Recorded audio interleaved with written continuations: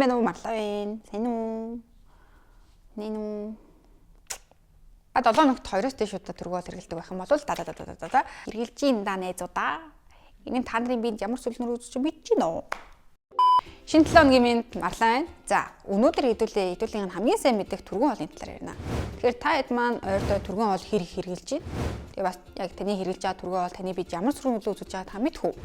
Тэгвэл хэдүүлээ энэ талаар мэдцгээе. За, түргэн хоол нь шинэ хичээл багтаа илчлэг өндөртэй болохоор 7 хоногтоо 2-оос дээш удаа хэрэглэсэн тохиолдолд тархалтыг 50% нэмэгдүүлдэг бөгөөд зүрх судасны өвчнийг 2 дахин нэмдэг гэсэн үг. Үүнээс үүдээд хор тавдар үүсэх хэрэгслүүд ч гэсэн дагаад нэмэгдэж идэг гэсэн үг. За тэгвэл зөвхөн түргэн хоол хэрэглээ бидний бие махбод нөлөөлөхөөс гадна сэтгэл санаанд ч гэсэн нөлөөлдөг гэсэн үг. Үүн дээр болохоор Их Британий сэтгэл судлалын хүмүүнлэгээс өгсөн мэдээлэлээр түргэн хоол хэрэглэдэг хүмүүсийн 51% нь сэтгэл готролд өртөх магадлал өндөртэй байдаг гэж гарсан байна. Тэгэхээр бидний амаар орж байгаа зүйлс бидний бие махбодоос гадна бидний сэтгэл санаанд ч гэсэн нөлөөлдөг гэсэн үг. Тиймээс хаврын үлрэж болцсон байгаа болохоор илүү шимт жилтэй хоолыг хэрэглэж аль болох гэрээсээ өглөөнийхөө цагаа бэлдэж эсвэл өдрийнхөө хоолыг бэлдэж ч юм авч явсаагаараа тэгээд түргэн хоолноос татгалзаад илүү шимт жилтэй хоол хэрэглэх нь бидний амьдралын чанарыг илүү сайжруулах чухал алхмуудын нэг шүү. Энэ 7 хоног та бүхэнтэй байсан марлаа байла.